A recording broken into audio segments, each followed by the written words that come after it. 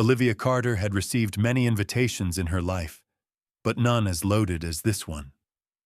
A white envelope, thick paper, gold-embossed crest, the Whitmore Foundation 60th Anniversary Gala.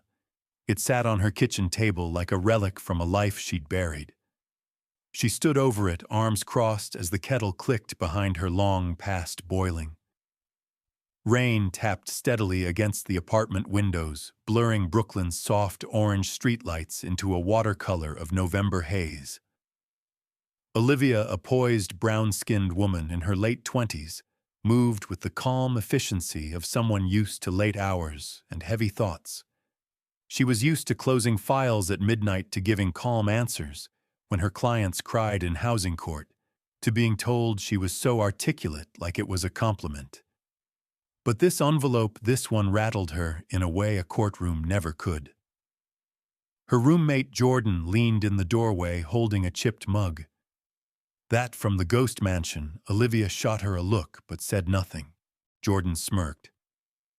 "The Whitmores don't send mail for fun, Liv. It's probably platinum-plated gilt." Olivia didn't laugh. Instead, she opened the drawer next to the fridge and slid the envelope in. Out of sight.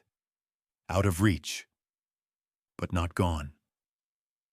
Later, when the apartment was quiet, and Jordan had retreated to her room with a podcast and face mask, Olivia returned to the drawer.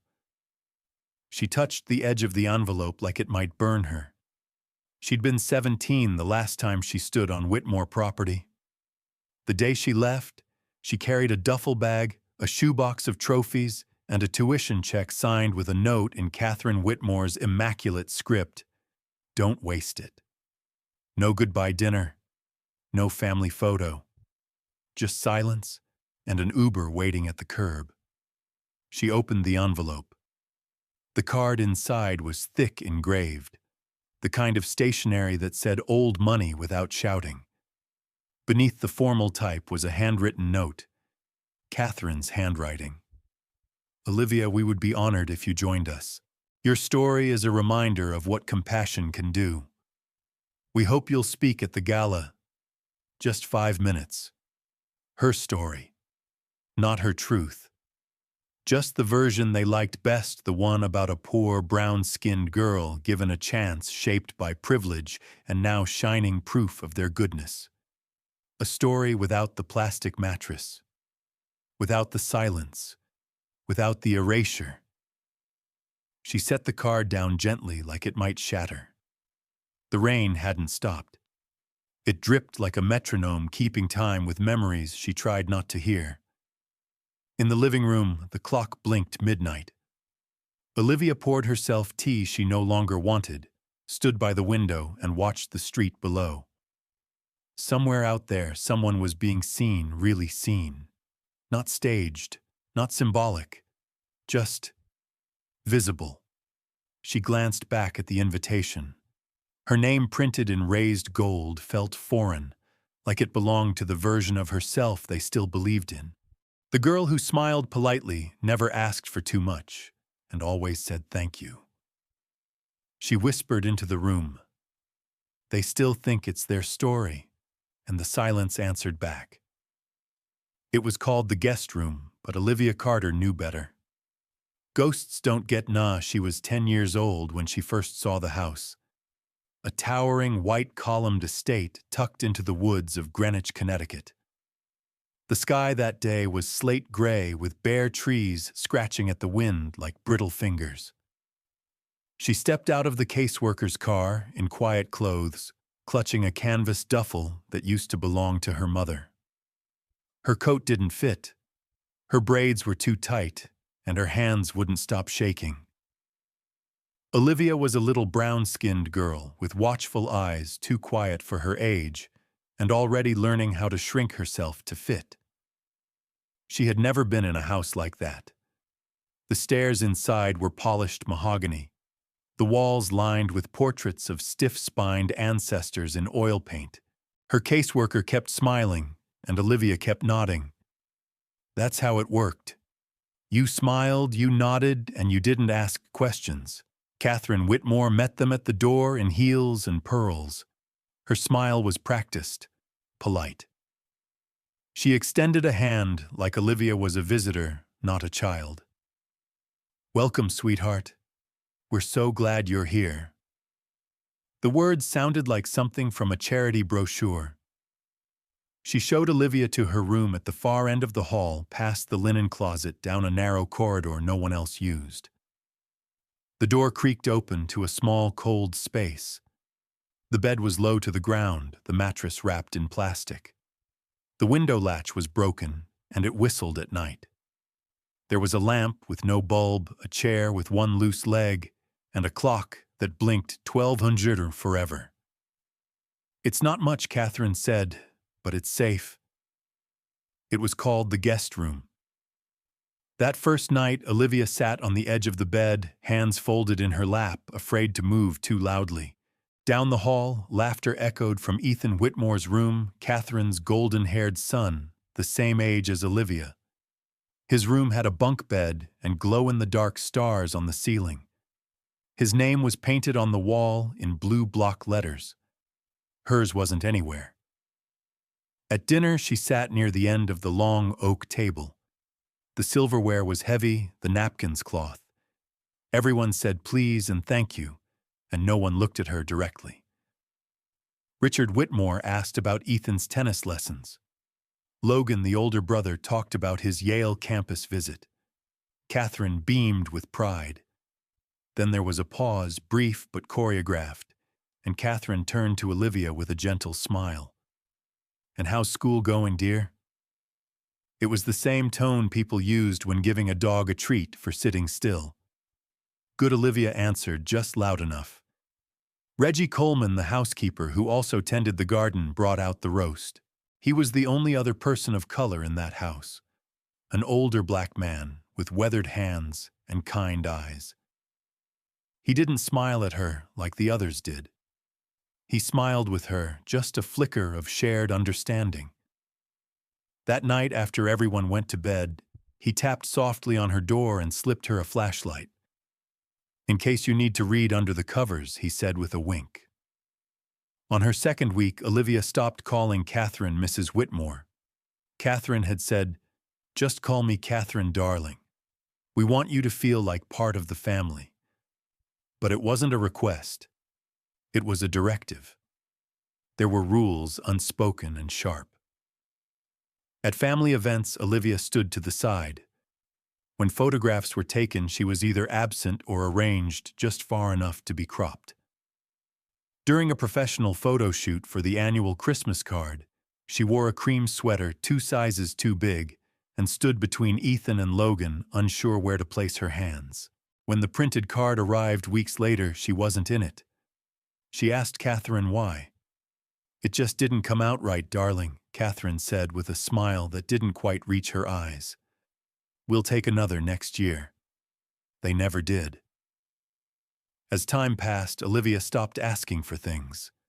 She walked to school when no one could drive her. She learned to sew when her uniform tore. She ironed her clothes with precision and kept her books in perfect order. Once, when her essay won a statewide award, the school counselor called Catherine in.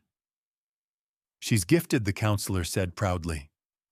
Catherine smiled, her tone smooth. "Yes, she's always been such a hard worker. Effort, not talent. Endurance, not brilliance. Praise without elevation." One afternoon, Olivia returned from debate finals with a ribbon and taped it to the corner of the guest room mirror. The next morning, it was gone, folded neatly in the drawer. "Don't clutter the mirror," dear Catherine said. "It's not your space to decorate." That was when Olivia started keeping everything in a shoebox under the bed ribbons, certificates, a broken pen from her first speech. Proof of a life being lived in the margins. Sometimes Ethan would sneak into the room late at night. He'd sit cross-legged on the floor complaining about his piano teacher or French homework. He called her Liv. For a little while, she let herself believe she had a brother. Until someone saw them once, just sitting, just talking, and suddenly she wasn't a scholar anymore. She was a problem. Ethan stopped coming. No goodbye, no explanation. The next time they spoke, it was at a school fundraiser. He introduced her as a friend from school. Olivia learned to carry silence like armor. Years later, she would return to that house just once, briefly, for her high school graduation dinner. Catherine ordered takeout from a French bistro in town and served it on fine china. "We're so proud of you," she said, raising her glass. Olivia nodded, thanked them, and said nothing. She went back to the guest room that night. The flashlight was still in the drawer. Outside, the trees rustled in the summer wind, and inside, Olivia lay on the plastic-wrapped mattress, staring at the ceiling. No stars, just silence. Some truths arrive in envelopes. Others walk with a limp and wear a cap pulled low. The phone had rung twice before Olivia picked up. She almost didn't answer, unknown number, too late for work, too early for trouble. But something about the rhythm of the second ring pulled her. Miss Olivia said, a voice that sounded like worn wood and warm afternoons. "It's Reggie." She didn't speak at first, just breathed. "I need you to come by the estate," he said. "Tomorrow." Quietly. And so the next morning, with fog hanging over the Hudson, like a secret, Olivia Carter, now in her late 20s, brown-skinned and steady, boarded a commuter train bound for Greenwich. The November chill bit through her coat as she stepped off the platform. A rideshare brought her past streets she hadn't seen in years, past leafless trees, gated drives, and the kinds of mailboxes that hadn't seen a bill in decades. The Whitmore mansion appeared like a memory, half-believed white columns, still proud, ivy-trimmed, but faded shutters beginning to peel. Time had thinned its shine. The place looked less like a legacy now, and more like a house that forgot how to be a home. Reggie Coleman met her at the side gate. He was older now, slower, but his eyes hadn't aged. The same quiet kindness, the same firm presence. He wore a cap like always and carried himself like someone who had seen things, but never said more than needed. He didn't offer a hug. He didn't need to. "I don't have much time," he said. "Neither do I," Olivia replied. They walked along the side path, the stones still uneven. Past the rose bushes, long since tamed. Past the sunroom where Catherine had hosted her fundraising teas. Inside the house smelled like lemon polish and old paper, like memory and expectation. Reggie led her to the study, Richard Whitmore's study. She hadn't stepped into that room since she was 16, and even then only once to be handed a check and told, "Make us proud." Nothing had changed. The mahogany shelves, the crystal decanter untouched, the large oil painting over the fireplace, a family portrait in the rose garden. Richard with a hand on Logan's shoulder. Catherine in pearls. Ethan laughing at something just out of frame. Olivia remembered standing behind the photographer that day, watching them pose. Watching herself not be invited. "You see this frame?" Reggie asked. She turned to him. He tapped the lower right corner with a pen from his shirt pocket. Double-lined. Shadow box. Most people don't notice. He slipped the pen under the edge. A soft click, and the frame popped loose. Behind it, taped flat against the backing, was a yellowed envelope. No wax seal, no formal stamp. Just handwriting, familiar, tight, and slanted. Olivia, her name. No title, no nickname, no distance. Reggie didn't say anything at first, then quietly, "He gave it to me a week before the stroke. Told me it was for your hands only, in case he didn't get the chance." She took it with both hands, careful like it might disintegrate. The paper was thick. She could feel the weight of whatever truth it held. "Did he say what it was?" she asked. Reggie nodded once. He said it was the truth, and that he was sorry. There it was. Not the word she expected, but the one she had wanted for half a lifetime. She didn't open it. Not there. Not under that portrait. Instead, she slid the envelope into her bag, thanked Reggie, and walked back out through the same gate past the same hedges, leaving the house behind, like a chapter she wasn't ready to close, but no longer afraid to reread. Back in her apartment that evening, Olivia brewed chamomile tea, but forgot to drink it. She sat by the window, the letter in her lap, the city humming beneath her like a distant choir. Yellow taxis blinked down narrow streets. Somewhere below, someone played jazz from a cracked open window. She opened the envelope. Inside, a folded sheet of stationary blue ink fading slightly at the edges. The handwriting was Richard's. Clear, direct, my dearest Olivia.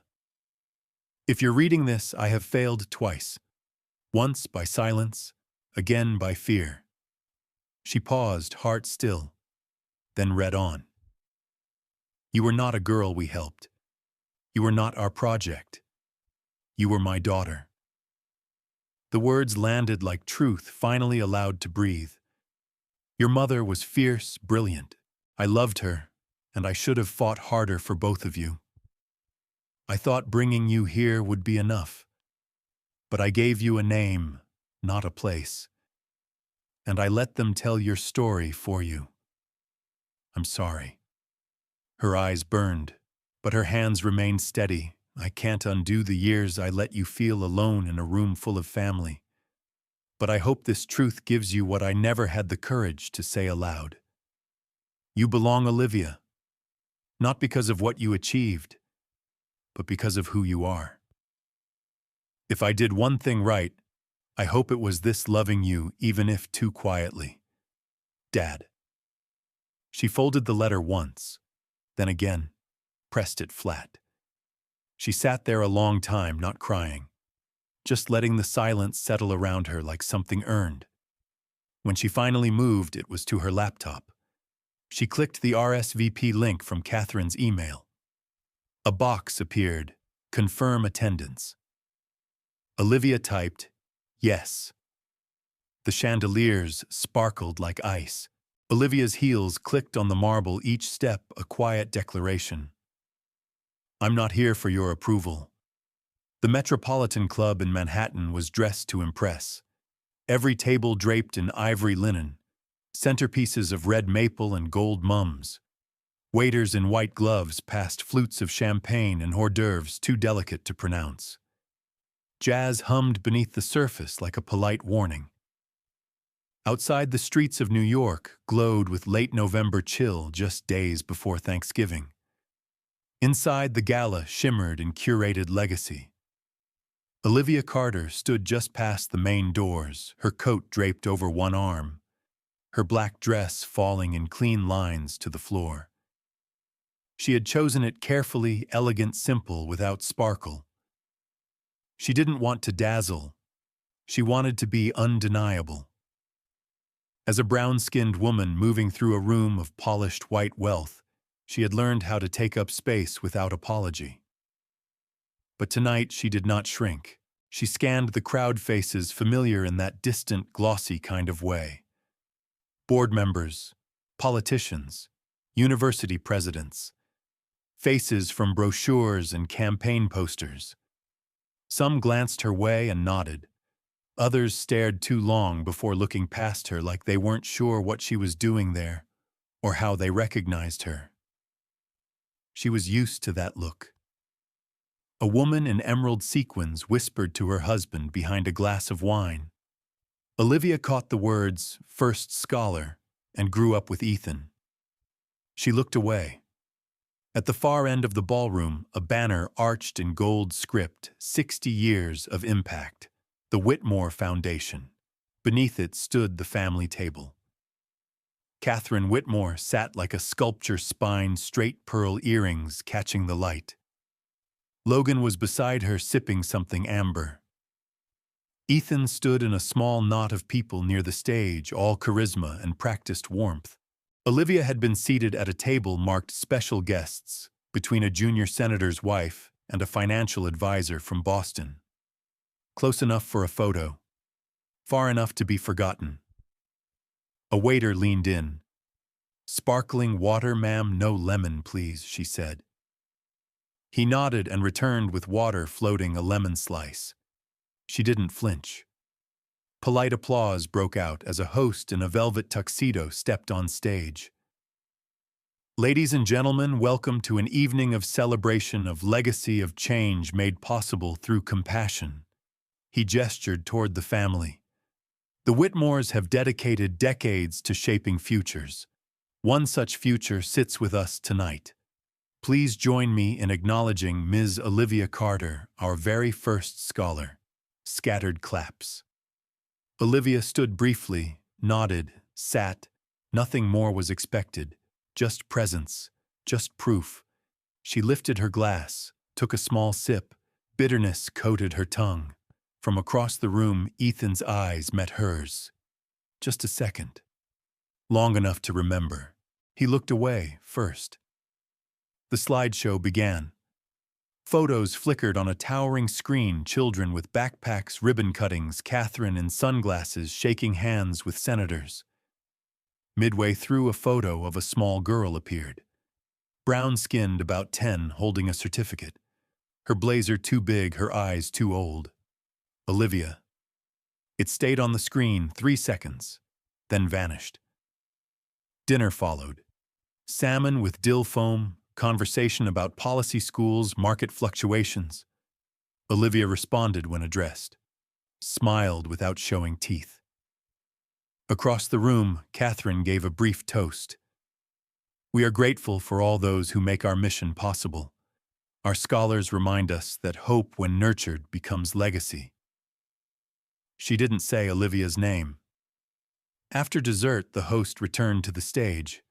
And now, to close this beautiful evening, we invite to the stage someone who has always embodied what the Whitmore Foundation stands for. Our very first scholar, Miss Olivia Carter. The applause came soft, polite, obligatory. Olivia stood. Her chair didn't scrape. She picked up her purse, black leather worn just slightly at the edges, and began to walk. Table after table. Eyes turned, some curious, others expectant. Catherine's lips tightened. Logan shifted. Ethan didn't move at all. The hem of her dress whispered against the floor like a secret finally stepping forward. She passed a table where one donor nodded too eagerly. Another guest mouthed, "She's beautiful," to no one in particular.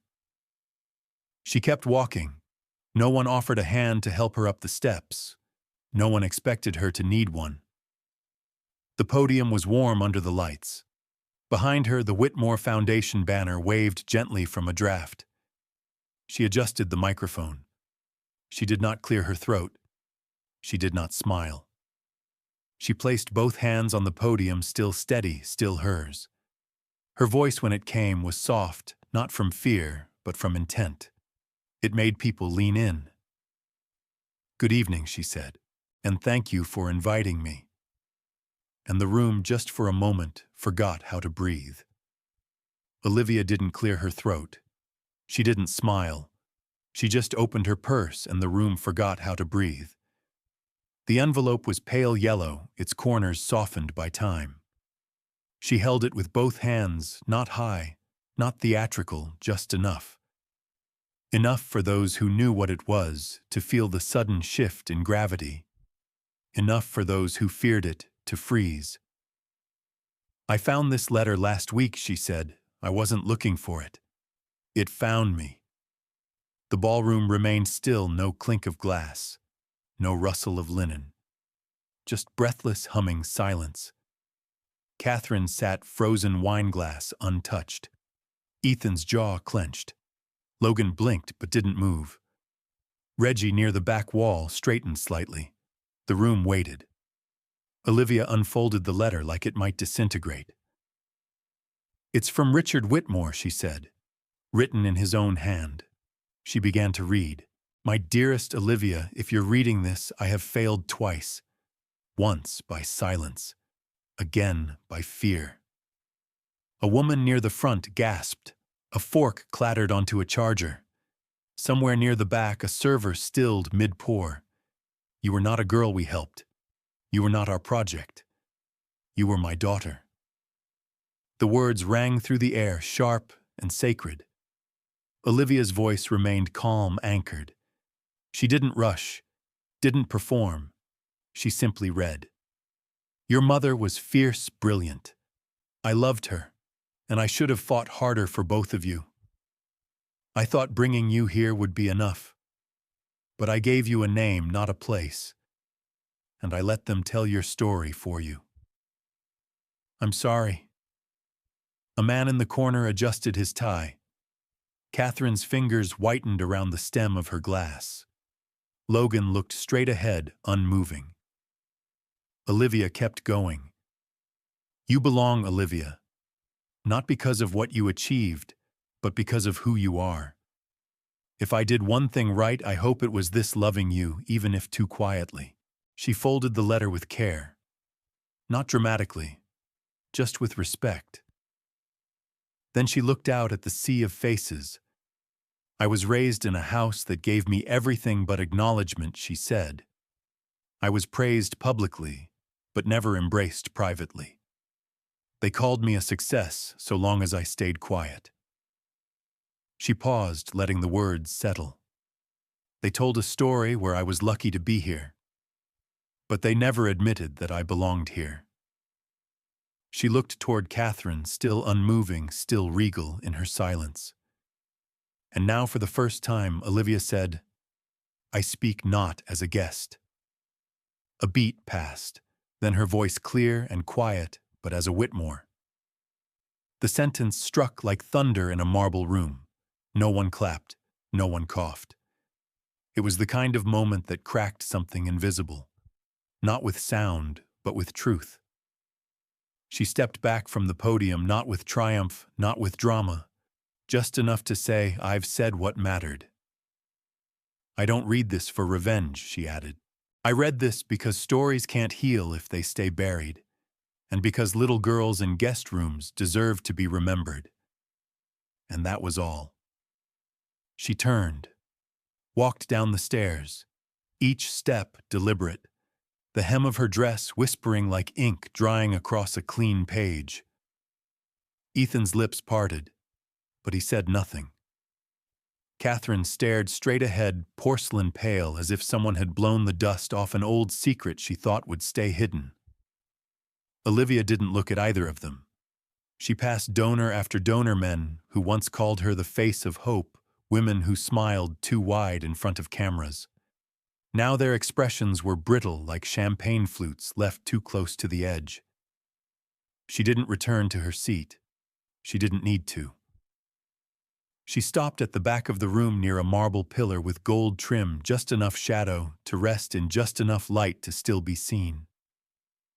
From across the room, Reggie met her eyes. He gave the smallest nod. It was enough.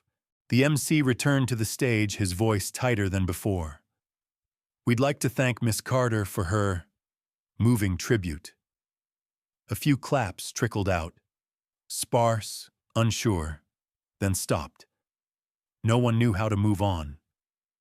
The program stuttered through its last notes, some generic sponsor acknowledgments, soft background jazz rising again. But the room no longer had rhythm, only weight. Olivia wasn't listening. She watched the shift begin slow, awkward. Some guests picked up coats early, others whispered to Catherine, gauging her response like it might dictate theirs. No one approached Olivia. Not yet. And still she felt no shame, only breath. For the first time in years, she could breathe. Outside Manhattan, traffic moved like nothing happened. Inside, legacies shattered without a sound. The ballroom doors closed behind her, and Olivia Carter stood still for a moment on the marble steps. The night air hit her cheeks like truth-cold, steady, undeniable. Horns echoed faintly from Fifth Avenue. Somewhere down the block, a vendor roasted chestnuts, the scent mixing with late autumn chill. She didn't shiver. Behind her, the Metropolitan Club was still glowing gold chandeliers, polished windows, wine left unfinished. But the hum of the room had changed. The kind of change that couldn't be undone with a press release or a polished thank you speech. Richard's letter was folded neatly in her purse. Heavy still, but in a different way now. Not a burden, just a truth come home. Catherine Whitmore appeared at the top of the steps, like a silhouette cut from marble. She didn't speak right away. Her heels clicked with precision, each step rehearsed. Olivia didn't turn. She just waited. "You could have handled that privately?" Catherine said, voice smooth but thinner than usual. Olivia glanced over her shoulder. Her tone was calm. "I did. For 20 years. A pause. Catherine didn't flinch, but her mouth pinched ever so slightly like something had cracked beneath the surface. "We gave you a future." Olivia turned fully now, looked her in the eye. "No. You gave me rules. I built the future myself." It wasn't anger in her voice. It was clarity. They stood there, the two of them, on the edge of a history written in silence. Two women. One wearing pearls, the other wearing purpose. Catherine stepped aside. Not with grace, with resignation. And Olivia walked past. Inside, the crowd had begun to murmur again, low, uncertain. A few brave souls approached the family table with soft condolences or strategic retreat. No one called after her. No one offered a ride. Except one voice behind her, quiet but familiar. "Live." She paused. Didn't turn. "Live, wait." It was Ethan. He jogged down a few steps, his shoes louder than he meant them to be. "I didn't know," he said, breath uneven. Olivia looked at him, eyes steady. "You didn't ask." He blinked once, then again. "I'm sorry." She didn't say it was okay. It wasn't. But she didn't walk away yet either. "You called me a friend from school," she said. "You erased me while standing 2 feet away." Ethan opened his mouth, closed it. The weight of apology too real to perform. Olivia didn't wait for him to try again. She turned, crossed the sidewalk, her steps sure unhurried. At the curb, a town car pulled forward. The driver stepped out, opened the door. "Miss Carter." She nodded. Before she climbed in, she looked back once. The Metropolitan Club stood regal and tall behind her, lit like a palace. But it was just a building now, just chandeliers and walls. It didn't own her story anymore. She didn't feel small. She didn't feel like a guest. For the first time, she felt whole. The door closed with a soft thump. Inside the car, she exhaled. The driver asked, "Where to?" She smiled faintly. "Home." Sometimes the loudest thing in the room is the silence that finally breaks. As Olivia stepped into the night, there was no need for triumph or drama, just the soft certainty that the truth once spoken never folds back into silence. She didn't leave with revenge. She left with her name spoken aloud at last, not as a symbol, but as a daughter. A brown-skinned woman once tucked into the edges of someone else's story had rewritten the ending in her own voice. We often hear about justice as something grand, something legal or loud, but sometimes it's as simple as speaking your truth in a room that preferred your silence. Olivia's story reminds us that real legacy isn't about money or names carved into marble. It's about how we treat the people we think no one will remember, and how we choose to remember ourselves. In a world that often favors the polished over the honest, the familiar over the fair, Olivia taught us this breaking prejudice doesn't always take a protest. It can begin with a quiet "no more" and the courage to stop pretending. We may not all stand behind a podium, but every day gives us a chance to choose truth over comfort and dignity over approval. Just like a soft light in a guest room that never felt like home, one act of integrity can illuminate an entire history waiting to be seen. So maybe the next time we find ourselves ready to define someone by their skin, their story, or their silence, we pause. We listen. Because behind every special guest at the table, there might be a child of the house waiting to be acknowledged, not with applause, but with acceptance. Take a quiet moment tonight. Think of someone whose name deserves to be spoken. Think of the rooms we walk through and the people we overlook. And if this story touched something in you, consider sharing that warmth with someone who still wonders if they belong. The story ends here, but the message, it's just beginning.